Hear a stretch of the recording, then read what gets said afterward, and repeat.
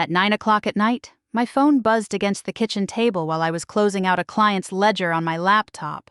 I almost let it sit there until I finished the column of numbers in front of me. If I had, I might not have understood what was happening until it was already over. Instead, I glanced down and saw a message from my sister. Vanessa, don't come near the diner tonight. No explanation followed it. No emoji, no second message, nothing. Vanessa and I texted maybe 4 times a year. Usually about a birthday or a holiday, neither of us wanted to plan alone. She had never once asked where I was spending my evening. So the sudden urgency in her message sat wrong in my stomach the moment I read it. I read it again slowly. Don't come near the diner tonight. It didn't read like a warning meant to protect me. It read like someone trying, very carefully, to keep me somewhere else while something happened without me. My laptop screen glowed faintly in the dim kitchen. Outside, the street was quiet except for a neighbor's dog barking twice and going silent. I set my coffee mug down and opened the security app connected to the diner's cameras. The same app my grandfather had insisted on installing years earlier after a break-in 2 streets over. 4 small thumbnails loaded on the screen. Front counter, kitchen pass-through, back alley, parking lot. For a few seconds, the front counter feed showed nothing but the dark outline of booths and the dull gleam of the pie case. Empty for the night. Then a light flicked on somewhere near the register, and a shape moved across the frame.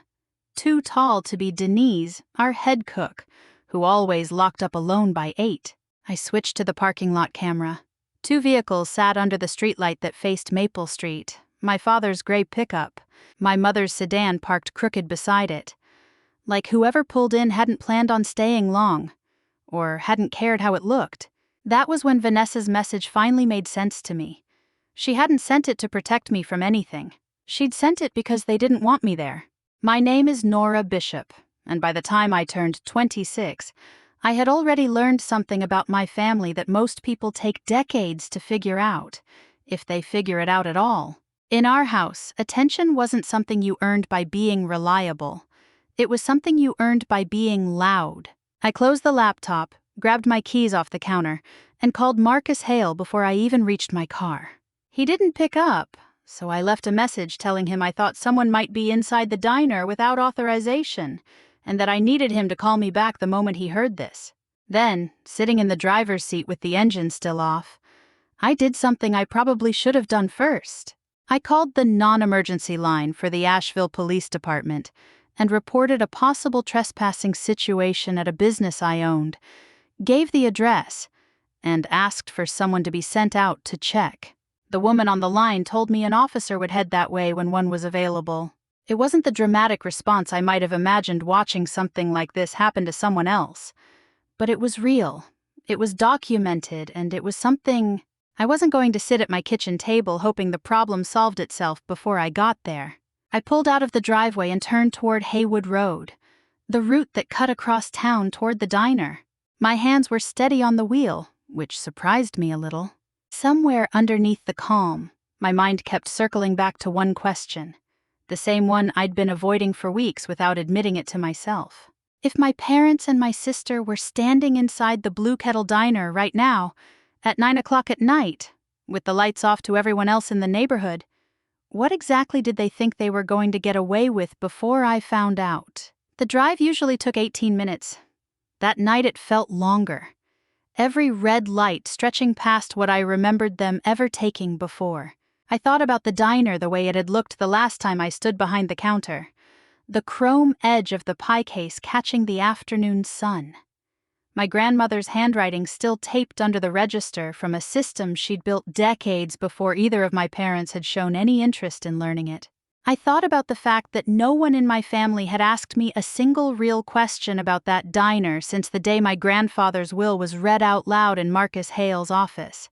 Not how the numbers were doing, not whether I needed help, only, eventually, how much it might be worth, and who else deserved a share of it. By the time the diner's sign came into view down the block, glowing faintly against the dark storefronts around it, I already knew tonight wasn't going to be a conversation. It was going to be the moment I found out exactly how far my family was willing to go, and exactly how ready I already was for them. Growing up in our house meant learning early that there were two different sets of rules, and I had never once been given the version that forgave mistakes. Vanessa was the daughter my parents introduced first at every gathering. Outgoing, funny, the one who could walk into a room and have 3 conversations going within a minute.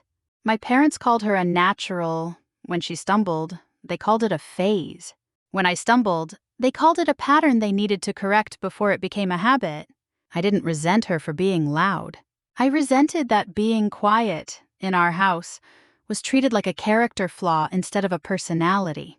One memory from when I was 17 has stayed with me longer than it probably should have. Vanessa, 14 at the time, borrowed my mother's car without asking to drive to a friend's house across town, and clipped a mailbox pulling out of the driveway too fast. The dent ran along the whole passenger door. I remember standing at the window watching my parents rush outside, not toward the car, but toward Vanessa, checking if she was hurt before either of them so much as looked at the damage. By the following week, they'd traded the car in for a newer model and told relatives it had simply been time for an upgrade. That same spring, I broke a ceramic bowl while drying dishes. It wasn't expensive or sentimental, just something from a department store years earlier. My mother heard it shatter and came into the kitchen with an expression like I'd broken something irreplaceable. I lost my phone privileges for 3 weeks. My father told me it was about learning responsibility. I never once heard him use that word around Vanessa. I stopped waiting for the math to add up differently. Instead, I built a version of my life that didn't depend on it. I studied accounting because numbers didn't play favorites, worked 2 part-time jobs through community college, and kept most of my evenings for the one place in town where nobody measured how loud I was. That place was the Blue Kettle Diner, my grandparents' restaurant on Haywood Road, open since before I was born. My grandmother Ruth ran the kitchen, and my grandfather Walter ran everything else: the register, the deliveries, the leaking pipe under the second sink that he swore he'd fix properly one of these years and never quite got around to. Vanessa had worked there too, briefly, the summer she turned 19. She lasted about 6 weeks as a part-time server before deciding the hours didn't suit her schedule. My grandfather had given her a spare key that summer, the kind he handed out to anyone working a closing shift so they could lock up without waking him for it. Vanessa never gave hers back. I remember my grandmother mentioning it once, almost as an afterthought, saying she'd get it from her eventually. She never did, and eventually nobody thought about it again. I started coming in on weekends not long after that. First, just to keep my grandmother company while she prepped for the following day, then gradually taking on real work, balancing the till, learning which vendors overcharged if nobody checked the invoices closely. My grandfather used to say I had an instinct for catching things other people missed, and he meant it as the highest compliment he knew how to give. None of that ever registered as remarkable inside my parents' house. When I mentioned something that had gone well at the diner, the conversation usually drifted back toward whatever Vanessa was doing that month. A new job she was trying out, a relationship that had ended dramatically enough to require a full evening of discussion. I got used to being the background noise in my own home. It taught me something useful, even if it didn't feel useful at the time. Waiting for my parents to notice me on their own was never going to work. So I stopped waiting, and I found somewhere else that already had. By the time I was in my early 20s, the diner had become less of an escape and more of an anchor. It was the one place where showing up consistently actually meant something to the people around me, where finishing a task quietly was worth more than announcing you were about to start one. I didn't know yet how much that difference would end up mattering. I only knew that whenever I pulled into the gravel lot behind the building and saw the kitchen light already on, something in my chest settled in a way it never did anywhere else.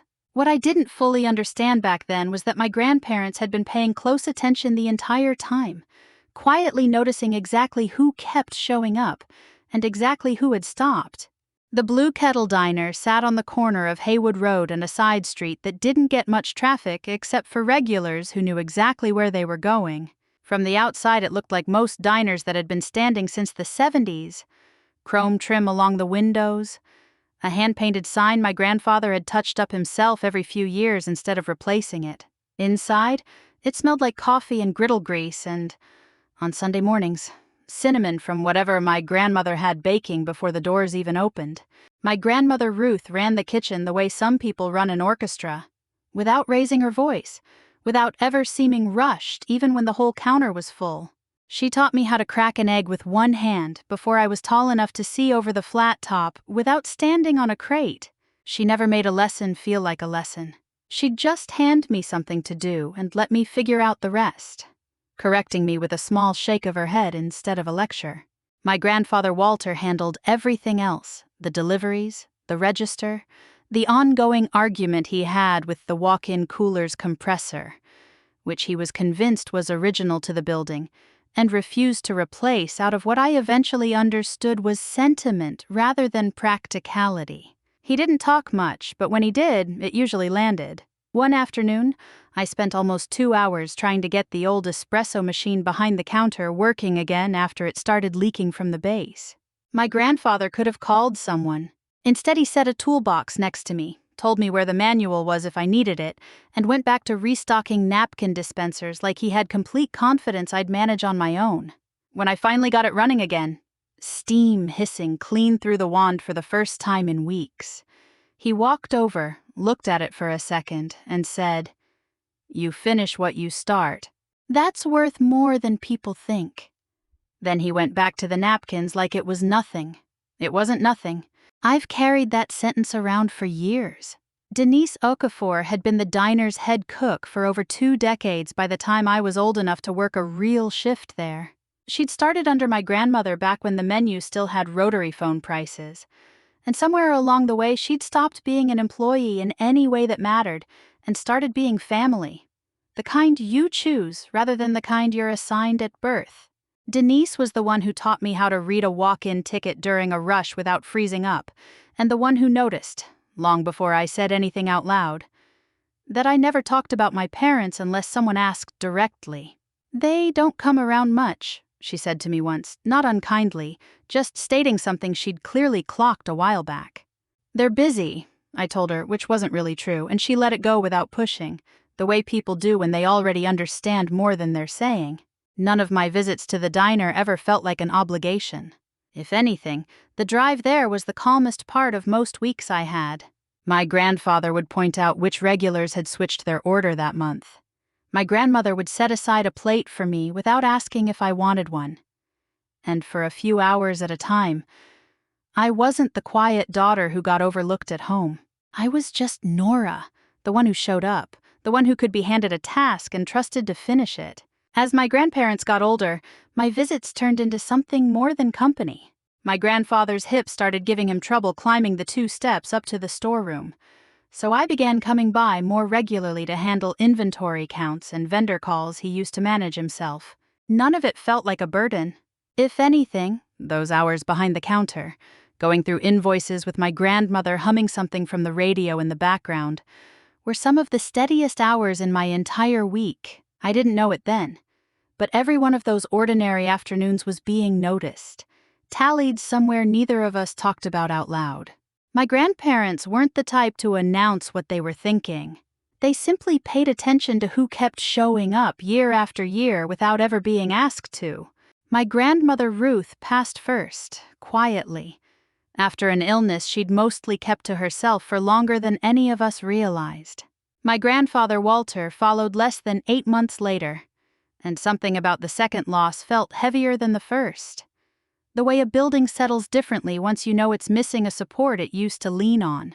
The diner stayed open the entire time, because Denise refused to close it, saying Ruth would have hated the idea of dark windows on Haywood Road more than she hated almost anything else. A few weeks after my grandfather's funeral, my parents scheduled a meeting with Marcus Hale, the attorney who had handled the estate for years, to read through the will.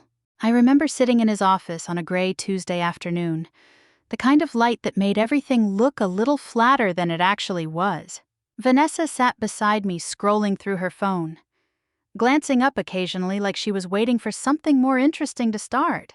My father sat across the table with his arms crossed, the posture of someone who already believed he understood exactly how the next 20 minutes would go. My mother kept glancing at the clock on the wall, murmuring something to Vanessa every so often that I couldn't quite hear. Marcus began working through the document in the same even tone he used for everything. Personal items first.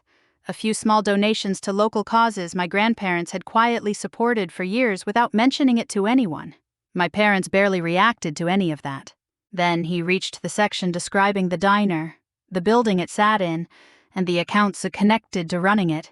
He paused for a moment, adjusted his glasses, and read the next part slowly. The Blue Kettle Diner, the property beneath it, and the majority of the estate's remaining funds were being left entirely to me. The room went quiet in a way I can still feel if I think about it too long. Vanessa's phone stopped moving in her hand. My father sat up straighter, like he'd misheard something and was waiting for a correction that never came. My mother asked Marcus to repeat the sentence, and he did, without changing a single word. He explained that my grandparents had finalized this decision years earlier and had reaffirmed it more than once during subsequent updates to the will. There was no ambiguity in the language, no clause suggesting the property should be shared or divided. It had been written exactly the way they intended it, and it had stayed that way through every review. My father recovered his composure first, forcing a smile that didn't quite reach the rest of his face. He said something about how proud my grandparents must have been of me, how it made sense given how much time I'd put in there over the years. My mother reached over and patted my hand, calling it a big responsibility, but a wonderful one. Vanessa didn't say much of anything. She just watched me with an expression I couldn't fully read, something between surprise and a kind of quiet calculation I chose not to think too hard about at the time. When the meeting ended, everyone acted supportive, walking out to the parking lot. My father talked about how he'd always known the diner meant something special to our family. My mother said we should all celebrate together soon, maybe with dinner at the diner itself. It felt, for about 2 weeks, like the story might actually end there, simply and without complication. That calm didn't last. The shift started small, the way these things usually do. My father began bringing up property taxes at dinner, wondering aloud whether commercial insurance rates had changed since my grandfather last reviewed the policy. My mother suggested it might be easier, administratively speaking, if the diner's accounts were connected to a family account instead of standing alone. Vanessa started referring to it as our diner in conversations with friends, posting photos of the exterior with captions about family legacy that made no mention of who actually ran the place day to day. None of these comments sounded aggressive by themselves, strung together over a few dinners, though they formed a pattern I recognized immediately, because I'd been watching versions of it play out in smaller ways my entire life. My family wasn't checking in on me, they were laying groundwork. I listened to each suggestion without arguing, told them I'd think it over, and drove back to the diner most evenings feeling a familiar tightness settle into my shoulders. Denise noticed before I said a word about it, the way she always did.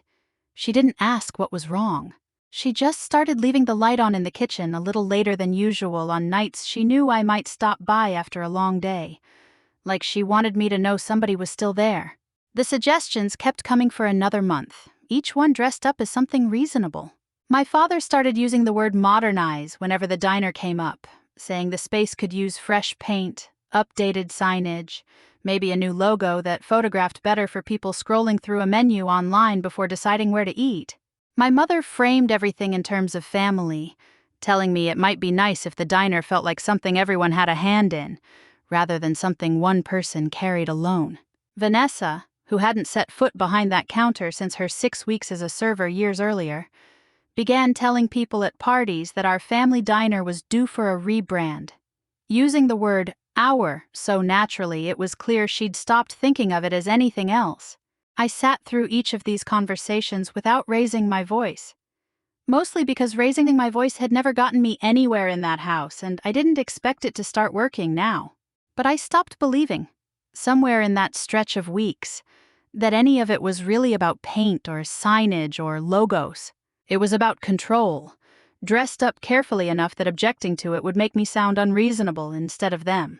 One evening after a particularly pointed dinner, where my father floated the idea of adding his name to the business paperwork so he could, in his words, help manage the more complicated parts. I drove straight to Marcus Hale's office instead of going home. I told him everything, the comments about modernizing, the talk of shared family accounts, Vanessa's posts calling it our diner to anyone who'd scroll past them. Marcus listened the way he always did, taking a few notes, not interrupting. When I finished, he told me this situation was more common than most people realized. Families convinced themselves that closeness meant entitlement, that showing up occasionally over the years earned the same claim as showing up every week for over a decade. Then he asked me directly whether I wanted to protect the business exactly the way my grandparents had structured it, even if that meant disappointing people I was related to. I didn't hesitate. My grandparents had trusted me with something they built from almost nothing. And I wasn't going to let that unravel because someone decided, after the fact, that they deserved a piece of it. Marcus explained that the cleanest way to protect the diner was to move it entirely out of my name as an individual and into a limited liability company with myself as the sole member.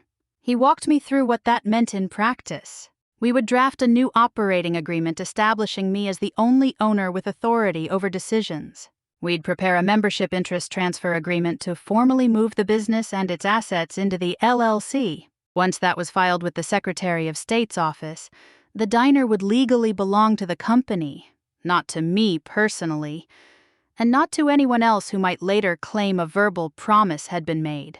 He mentioned we'd also need to update the IRS with a change of responsible party once everything was finalized. A small detail, but one that mattered for keeping every layer of the paperwork consistent. It took several days to complete everything properly.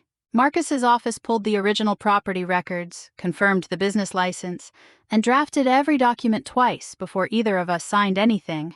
I read each page carefully, even the parts that sounded more like technical language than anything resembling my grandparents' handwriting on the recipe cards still taped inside the kitchen cabinets. By the time we finished, the diner existed on paper as something different than it had been a month earlier. It belonged to Blue Kettle Diner, LLC, and I was its only member.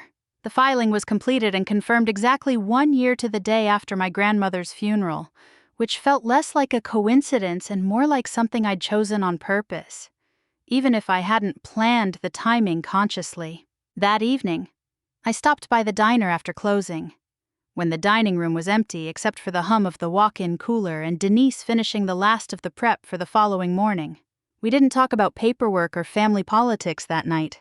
She made me a plate of the meatloaf special even though it was well past dinner service, and we sat at the counter the way we had 100 times before, not saying much.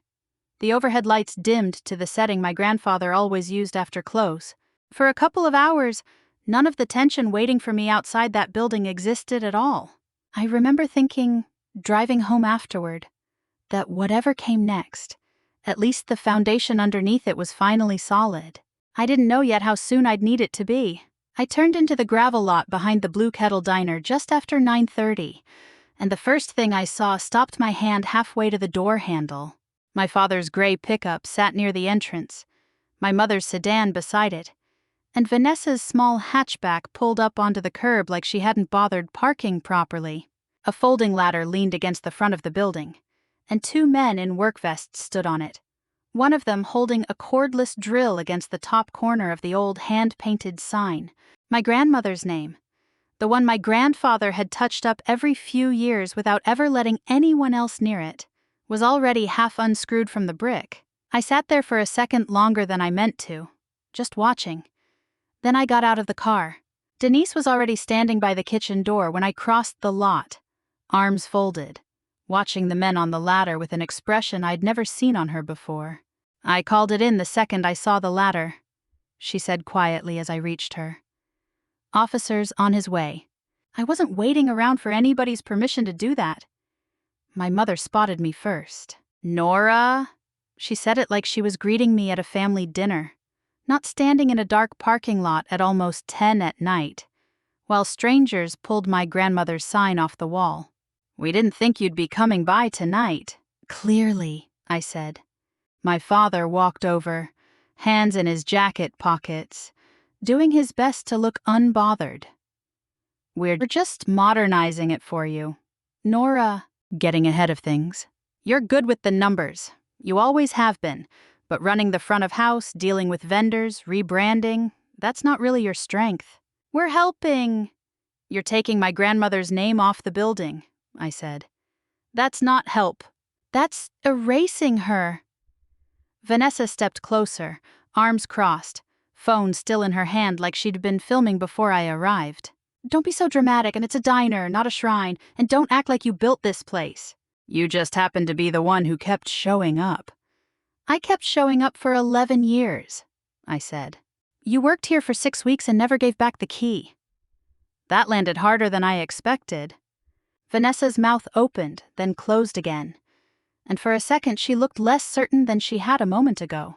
My mother's voice rose slightly, the practiced softness slipping. This is a family business. Nora, your grandparents always wanted it to stay in the family. It did stay in the family, I said. It stayed with me.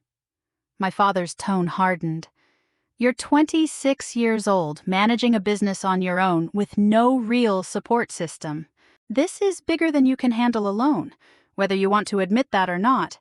I've been handling it alone for over a year, I said.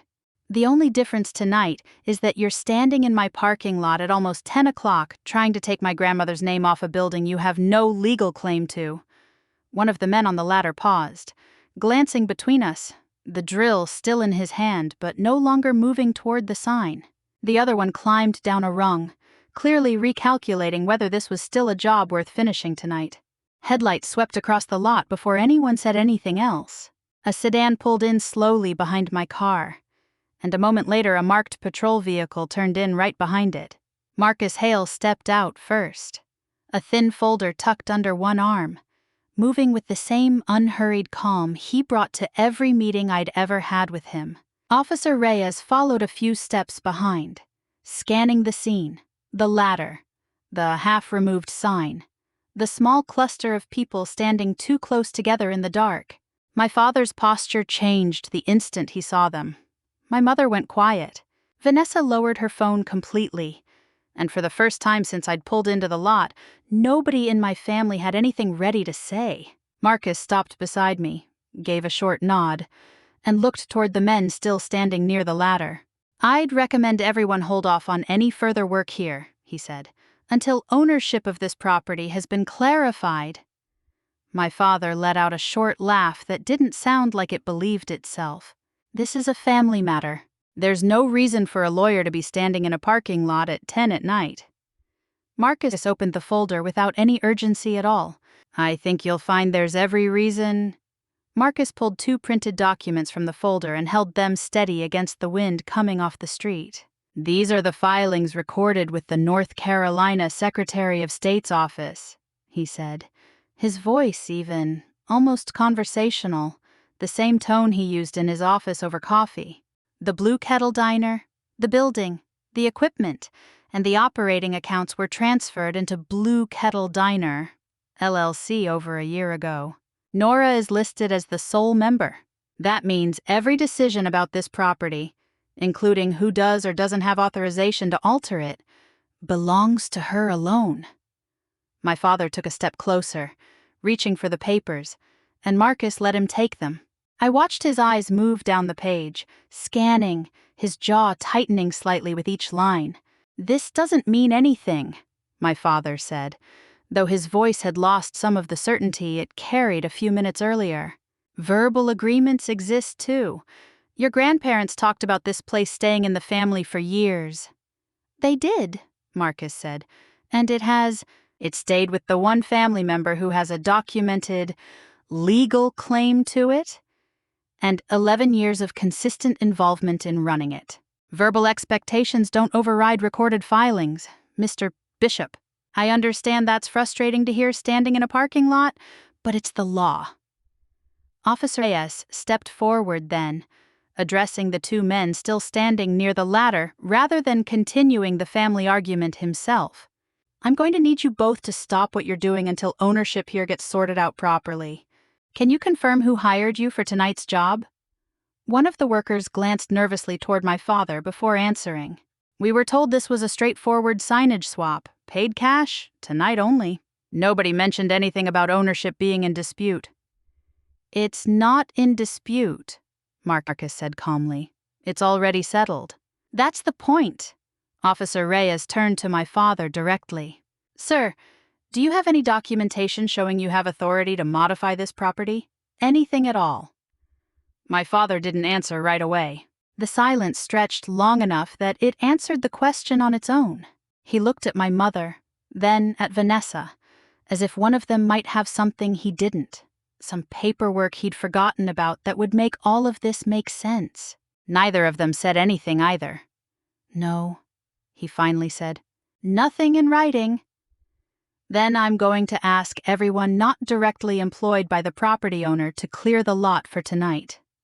Officer Reyes said, That includes the ladder and the sign work. The two workers didn't hesitate. One folded the ladder while the other carefully set the half-removed sign panel against the wall instead of trying to finish taking it down. Both of them clearly relieved to be done with a job that had turned into something they hadn't signed up for. Within a few minutes, their truck was pulling out of the lot, taillights disappearing down Haywood Road. My parents stood near their vehicles, not quite ready to leave. My mother's expression was somewhere between embarrassment and disbelief. Vanessa wouldn't look at me directly anymore, her earlier confidence gone entirely, replaced by something quieter I couldn't name. My father was the last one to move toward his truck. Before getting in, he turned back toward the building, toward me, toward Marcus, standing beside me with the folder still open in his hands. This isn't over, he said. We'll get our own attorney. We'll see what a judge thinks about a 26-year-old locking her own parents out of a family business. Marcus didn't flinch. You're welcome to pursue that. I'd recommend reviewing the filings closely first. As his truck pulled away, followed by my mother's sedan and then Vanessa's hatchback, the parking lot slowly went quiet again. Just the hum of the diner's walk-in cooler and the distant sound of traffic a few streets over. Denise let out a breath beside me that she'd clearly been holding for longer than I realized. Well, she said, looking up at the half-removed sign still leaning against the brick. Guess we're fixing that tomorrow. I almost laughed. The first real release of tension I'd felt in hours. Officer Reyes gave a short nod before heading back to his car, telling me to reach out if anything else happened tonight. Marcus closed his folder and told me disputes like this weren't unusual when family and inheritance mixed together, that sometimes people simply needed to see the boundary in writing before they believed it existed. I stood there a while longer after everyone left, looking at the building my grandparents had spent decades building, understanding that tonight's confrontation had ended cleanly. But my father's last words sat with me the entire drive home. Whatever this was, it wasn't finished yet. A week after that night in the parking lot, a letter arrived at the diner addressed to me care of the business.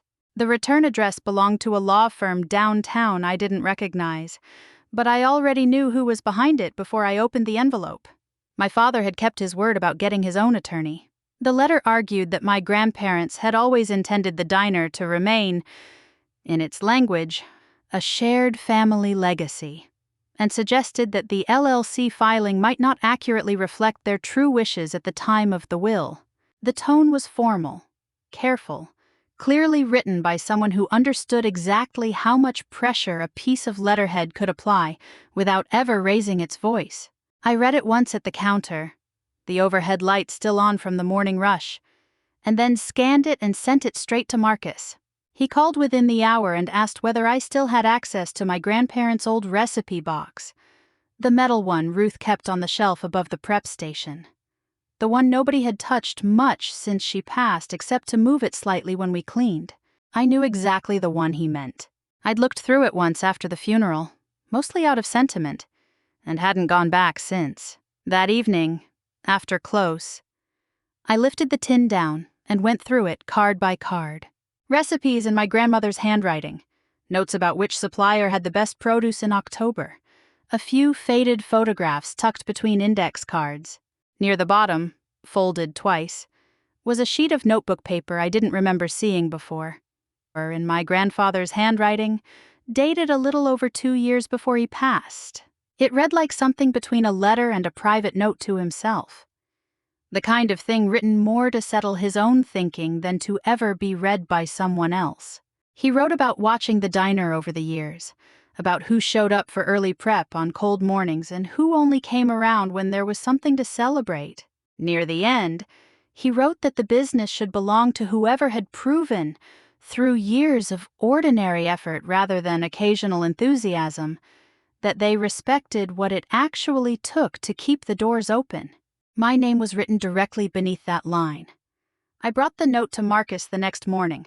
He read it slowly, set it beside the LLC filings and the original will, and told me it strengthened an already solid position considerably.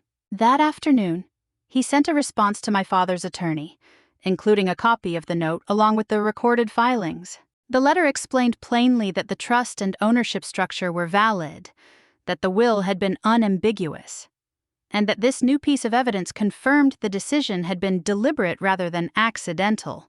5 days later, a much shorter letter arrived. The firm representing my father stated that after reviewing the additional documentation, they would not be pursuing the matter further. There was no dramatic concession in the wording, just a quiet acknowledgement that the claim couldn't be supported. It was, in its own understated way, over. I read that letter standing behind the counter with Denise finishing the dinner rush behind me, the smell of the grill drifting through the pass-through the way it had every evening of my life that mattered. I didn't feel triumphant reading it. I felt something quieter than that, something closer to relief settling into a place that had been tense for longer than I'd let myself admit. Life at the Blue Kettle Diner returned to its normal rhythm after that. I had the sign properly reinstalled, my grandmother's name exactly where it had always been, and spent a weekend repainting the trim my grandfather used to touch up every few years without ever asking anyone for help. Denise stayed exactly where she'd always been, running the kitchen like nothing had happened, though she started leaving me a slice of pie at the end of certain nights without saying why. Looking back, the strangest part of the whole situation is how quiet the actual resolution turned out to be. There was no dramatic confrontation that fixed everything. No perfect line delivered at exactly the right moment. It came down to paperwork, patience, and a note my grandfather wrote to himself 2 years before he died, never expecting anyone would need it as evidence of anything. If you've ever had a moment where family expectations collided with what was actually yours to protect, I'd like to know how you handled it, or how you would have. Share it in the comments, because stories like this one are usually less rare than they seem. And if you enjoy stories about quiet resilience, family conflict, and the kind of justice that comes from preparation instead of confrontation, stay with us for the next one. Thanks for listening all the way to the end.